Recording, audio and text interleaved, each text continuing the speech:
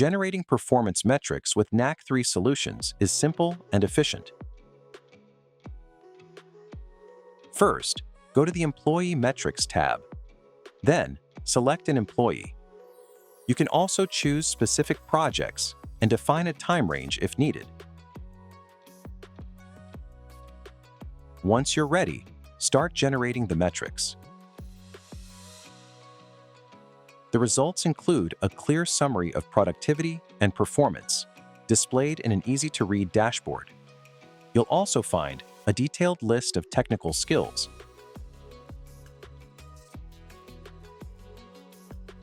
including when each skill was last used.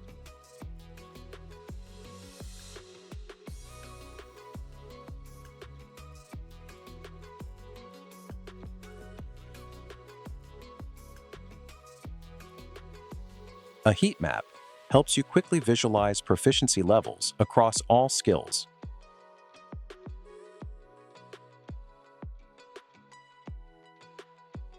And a line graph lets you track how each skill has evolved over time.